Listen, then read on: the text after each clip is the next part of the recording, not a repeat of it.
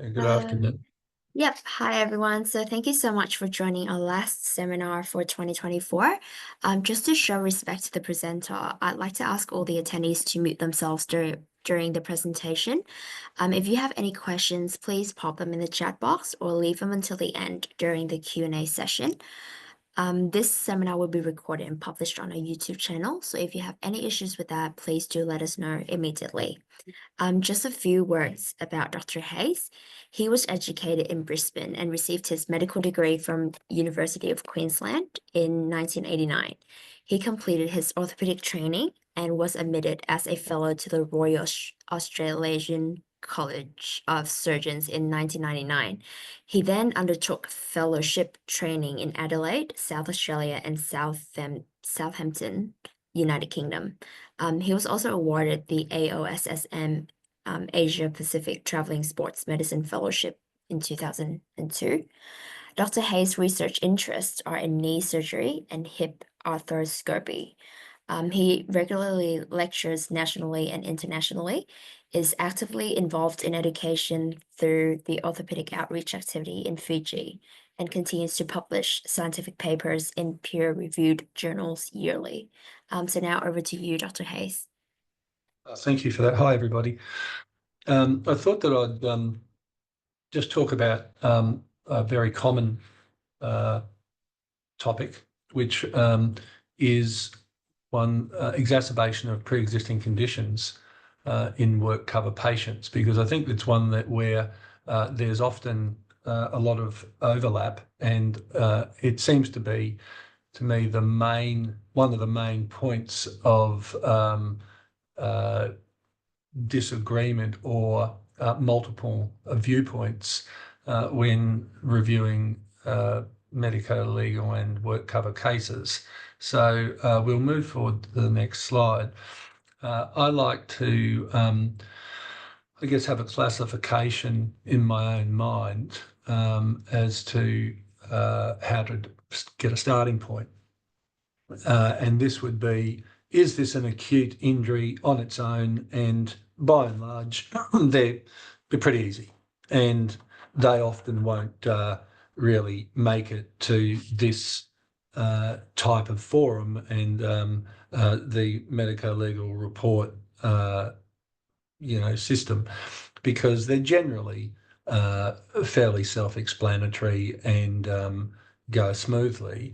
But sometimes they do, and the reasons that might happen might be that there is some discrepancy regarding the mechanism of injury, whether or not it was witnessed, whether it has been reported succinctly and or in a timely fashion, and within the appropriate guidelines for work cover and or the insurer.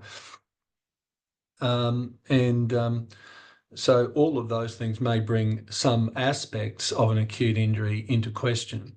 The next group is acute injury with a past history of injury. Now, if there's a past history of injury, that obviously and also specifically to the area that is being looked at in a particular work injury. So these may have a history with symptoms or without symptoms.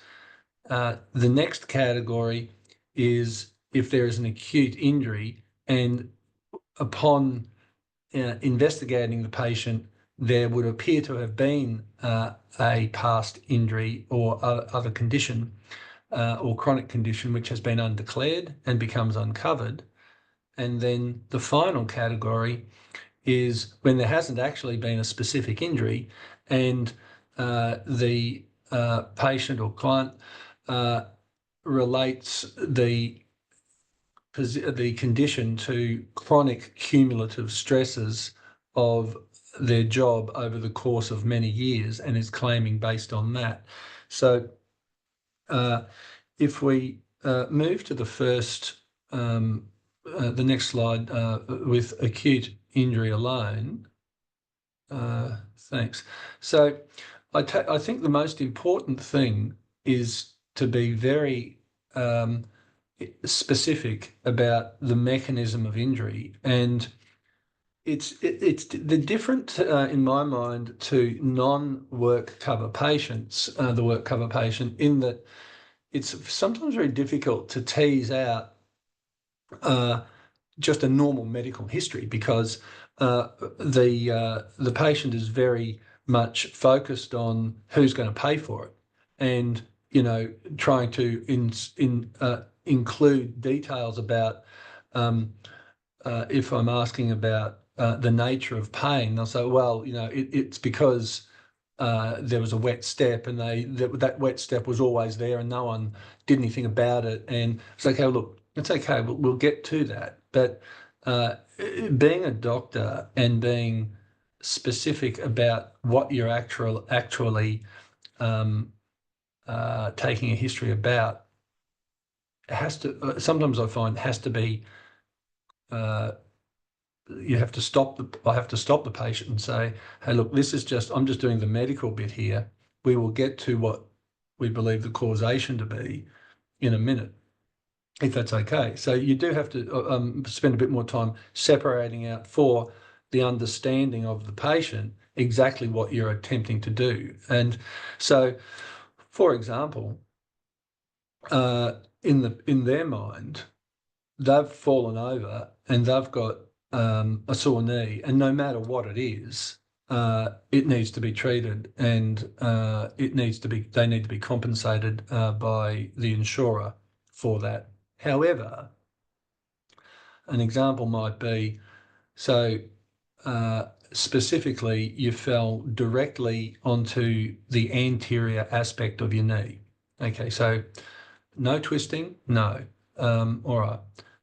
Pains in the back of your knee, that's correct. All right. So you go through the whole thing, and let's just say that, I'd say right off the bat, okay, we're looking at patellofemoral pain here, or a bursitis, because we've got direct blunt trauma. And then further down in the history or investigations, there's a medial meniscal tear. And they say, well, and there's been a request for an arthroscopy for a partial meniscectomy. Well, you can't ignore the history, and the history is not a history of an injury that is conducive to causing a medial meniscal tear. So that's probably the most important aspect for me of the entire thing, because that's where you'll get to the nuts and bolts of whether this is due to the acute injury, or whether, well, hang on, that doesn't fit, so I can't make it fit. It doesn't fit. So that increases your index of suspicion as to how did the medial meniscal tear get there? Has there been another injury, and so forth? If it's witnessed, that can be of assistance. Depends who's witnessed it. I guess witnessing for me is just, yeah, look, it actually did happen at work. That there was something that happened there. But that is an important one. When there's reporting which isn't succinct and it's retrospective, and it's happened after the clients left that employer, again, that needs to then go outside of the mechanism of injury and the medical aspect of the injury. And then you're getting into for me, the logistics of, okay, how come? Why did that happen? And is that extraneous insofar as, all right, well, that correlated with what's also going on here, which is some vexatious interplay between the employer and this guy or woman as a former employee, and we're now at a new job, and so now we'll put this claim in. And I don't make any judgment on that, but it's important to include it, as being in the when there are other in the final question of a report, when are there any other factors associated, I'll certainly say that the timing of this correlated with the cessation of employment and its retrospective 4 months, and really packaged that information into what I believe to be a helpful anecdote, so that the conclusions on what that might imply are well documented. Other problems, if we go to the next slide, I think we've already spoken about that. And then when there is no previous history of an injury given by the patient, and then we come up with in the examination or in the investigations with clearly there having been a previous injury. Therefore, I think if we go to the next slide, we've spoken about that. If we go to the next slide. All right, so is there an unknown previous injury? So again, just like standard medical history taking, asking about a past history of injury, when the brief is given to me from a insurance company, there is often not a statement, and there might not be an accompanying statement in any of the associated literature about a previous history of injury. And this might be because it hasn't actually been stated by the patient. They may have purposefully or accidentally forgot to mention it, or deliberately not mentioned it. But if you come across it, it then becomes an issue. And what's required there is to have a knowledge of what you're seeing and what the injury may have been. Now, sometimes I find that patients are forthcoming in then telling you what their previous injury was, or not forthcoming, and that also makes it difficult. If you have a known previous injury and the acute injury has made the known previous injury symptomatic, whereas it previously wasn't symptomatic, then obviously it's an exacerbation. If the known previous injury was asymptomatic, then technically, by definition, the work injury is a new injury. Now, it's interesting. So I'll give an example. So if somebody has a knee injury and they've previously had an anterior cruciate ligament reconstruction 10, 15 years ago, and let's say that they had, as often is the case, meniscal injury at the time of their original ACL surgery, and they've been in manual work for 10 or 15 years, and then they have an injury at work where you'll find that there might be some meniscal tearing, some chondrosis, maybe some early degenerative change in the knee.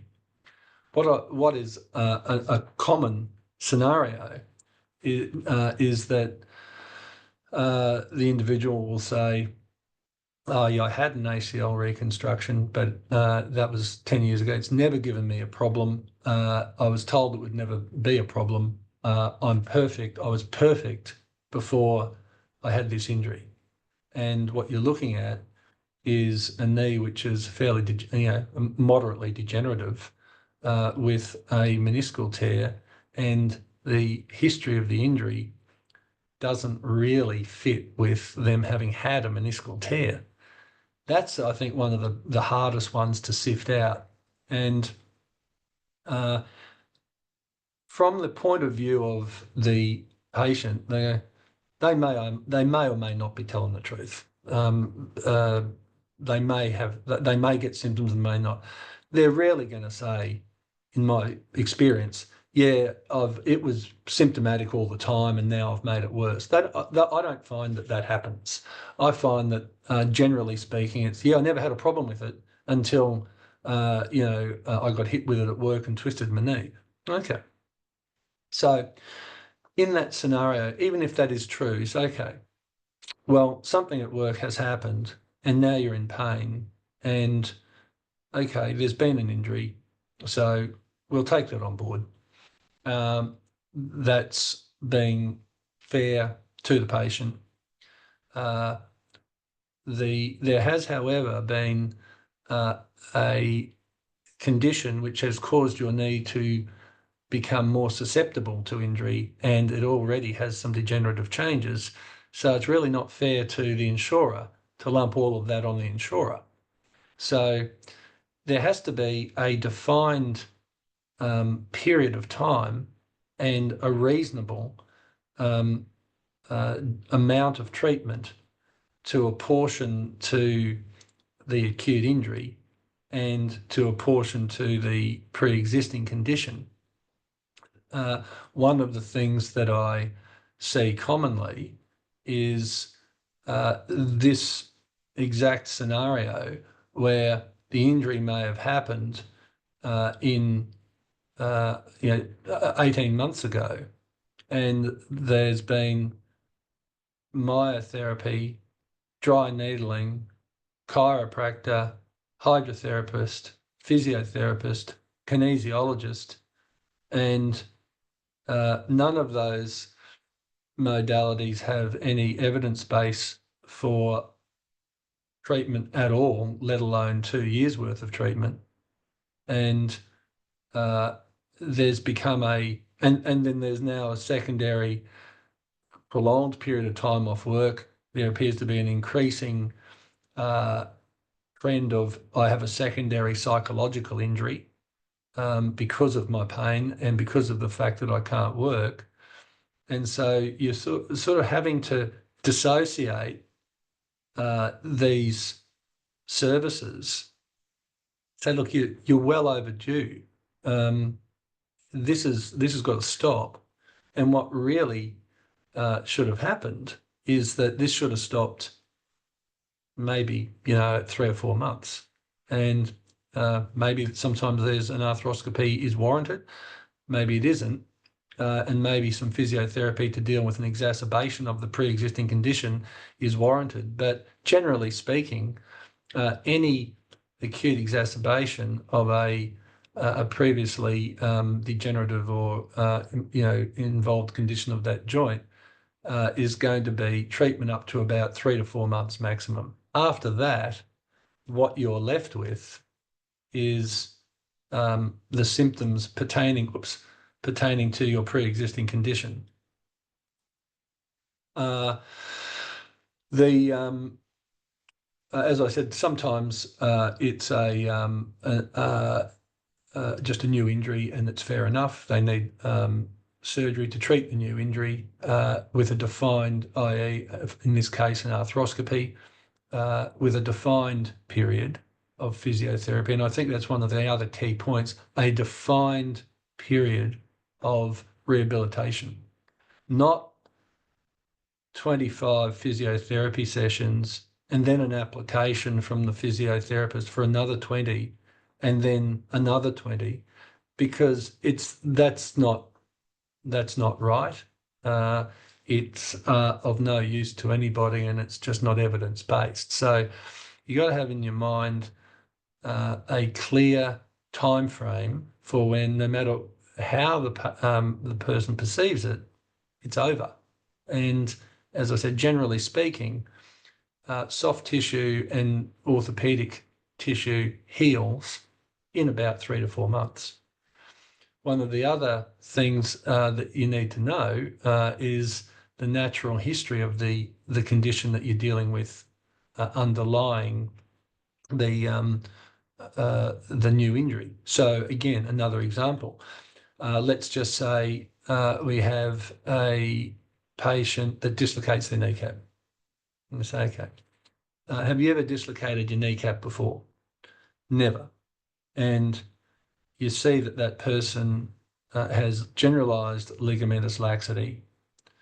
They have a heightened quadriceps angle, valgus knees, which means that, and a small patella, high riding patella, all of the factors which this is a no-brainer for a recurrent dislocating individual. They're the recurrent patellar instability.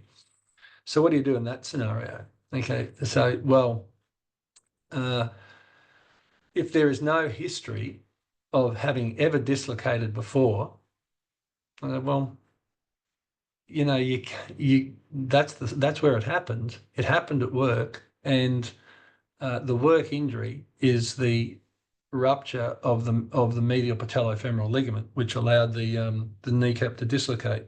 So you might just say, okay, what this patient needs is a repair of the medial patellofemoral ligament. That's the work injury. We will fix it and then rehabilitate it, and then they can go back to work. Okay, that seems fair. However, their chance of redislocating is very high because of all of those underlying genetic factors. So go back to being a medical practitioner and say, you know, this person's going to dislocate again and again, and there's going to be recurrences from a insurance perspective. It's actually going to cost more because this person, I guarantee you, 90% chance is going to redislocate and redislocate. So really, if this wasn't a workplace injury, what the treatment would be a formal realignment procedure, which involves shifting the tibial tuberosity, doing a medial patellofemoral ligament reconstruction with hamstring tendon, etc., a bigger operation. Should work cover pay for that? It's probably in their best interests, even though it's not their fault. And say, look, you got to take medicine first and say, look, you know, that's the best treatment for the patient. You can't really split the bill there. I think you've got to say, look, you're going to have to cop this one for the patient because ultimately it's going to be better for you financially anyway. So that's the flip side of the coin. I hope this is all making sense to you. So that's where your understanding as a surgeon of the underlying pre-existing condition either works for the patient or works against them, but you've got to know about it. Next slide, thanks. So that means that what becomes important in determining what decision that you come down with in terms of what treatment you would recommend under the work cover and the insurer gets down to a knowledge of the condition, determining whether that patient is actually giving you a fair story, whether there are signs of overstatement, and then having the previous pertinent medical notes and surgical notes and the current and previous radiology. I think that there's, from a logistics perspective, there's and a business perspective from the insurer, which is fine. There's a lot of pressure to get cases done and get them out and get them back and move forward. And I appreciate that that's in the best interests of the system. Not uncommonly, briefs are sent and there are no, the correct previous medical and surgical notations are not present in the accompanying file, nor is the current and previous radiology. You really need that to establish the chronicity and whether or not there has actually been documented previous patellar dislocation or previous whatever.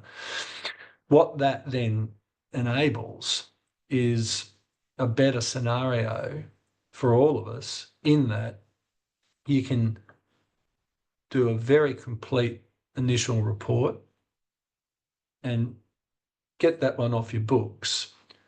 What often happens is that you say, look, I can't comment on that because I don't have the pertinent radiology or surgical notes, in which case there are a high number of requests for supplementary reports. And I'm sure that we all have that, and that the best time to get out the best report is when you've spent all of your time and that patient is in your head and you've just done it, you've got all the information, you do your report. When the supplementary comes in, you then have to go back and into the file and re-familiarise yourself with all of that. So it's fairly time consuming, and I think it's maybe one of the things that we can systematically look to improve upon to get a better quality of initial report and reduce the number of supplementary reports, which is probably not cost effective for the insurer.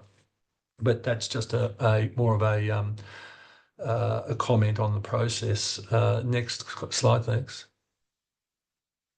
So then, as you all know, there are various specific comments that we've been asked, that we get asked to make about whether something is, an aggravation, an exacerbation, an acceleration, or a deterioration. Virtually always, it will be, if there is a pre-existing condition, it will be an aggravation. An exacerbation is when there are symptoms that are already present, which have been made worse. And as I said, in my experience, most people who have had who have an underlying condition, I find they rarely say that before the injury, I was having symptoms. I hardly ever see that. I generally would say that most people say, no, I was fine before I injured it. So I don't use exacerbation much at all because I just don't get that information from the patient. Acceleration really pertains to whether the injury is going to bring forward the natural history of a condition and bring forward the onset of a future operation, and that may be something that does occur, such as, for example, if you have a fracture to a knee which had mild arthritic change, and you have an intra-articular fracture, that will bring forward the onset of a more severe arthritis and accelerate the arthritic process, and perhaps bring them closer to having a definitive surgical procedure in the future. Deterioration really refers to that whole bag, which we're about to get to now, of chronic conditions. So if we just move to the next slide. The whole bag of work cover reports where there hasn't been an acute injury, and we probably all see a lot of that. Next slide, please. So there might be somebody who has one joint or more than one joint. It's my back and my hip and my knee, my shoulder and my hip, my knee. And how did this happen? Well, there was no particular day. So this is the last category. No particular day, no particular injury. It's just due to the stresses of this job. And I've been in this job for 10 years, 20 years, 30 years. Give you an example. My hip arthritis, which my doctors told me that I need a hip replacement for, is because I've been a policeman for 25 years and it's due to my gun belt. Look, sorry, I just can't. I can count on one hand the number of times that I would regard that as being a work-related injury. If you take that one, you got to be specific with the history. The gun belts at their maximum when they had them were 9 kilograms. Females who had a more slender build were getting pain around their iliac crests. Fair enough. They moved to body armour, and you can redistribute the weight however you want. You can put your gun on a leg holster. You can put some of it on your belt, or you don't have to have a belt. You can put it all on your vest, and it's got a total weight of 12 kilograms. That's standard. That's the job. There's a few thousand police getting around with that every day. If you happen to have a hip arthritic condition, it's not due to that, because if it was, every policeman would have it. So there's another factor, and that is that you've got a genetic or degenerative condition, and you can't blame it on that. But that is my approach to that. In Queensland work cover, I was on the panel where we said, really, it has to be a really specific and special set of circumstances to do any arthroplasty, be that knee arthroplasty or hip arthroplasty under work cover, or else that just is not a work cover operation. What are the specific circumstances as to why this should be? And they're pretty uncommon. So that for me is normally sorry, this isn't work cover. There are some specific circumstances on a case-by-case basis, but that's my approach to that. Next slide, thanks. That's pretty much the categorisation and how I address it. So that's all I have to say about it today. Thank you for listening. If there's any questions, I'm happy to answer them.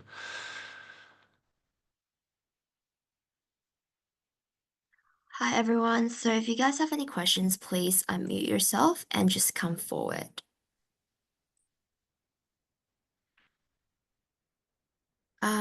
Because I do have a question from a case manager who couldn't join the seminar today.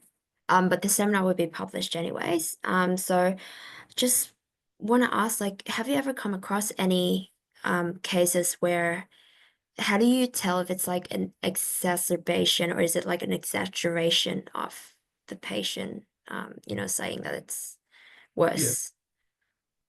Yeah. There's signs. Sometimes you can't. That's the first thing. All you can do is gather as much information in the history, be as specific as possible. On examination, there are signs of overstatement. So touching the skin causes the patient to scream. There's voluntary rejection of your ability to try and move the joint. So there are things which make you think this is, you just know the natural history and the natural order of a condition, and you say this is just not that painful, So you have to make your own judgment call, and that's based on seeing a volume of people over a long period of time. Yep. No, all good. Thank you so much. We have one. Yep. So Katie said that thank you for a great informative session. So that's all for today. Thank you so much, Dr. Hayes, for doing this with us. Thank you. Thank you. So I'll stop the recording now. Okay. Thanks very much for that. Bye now.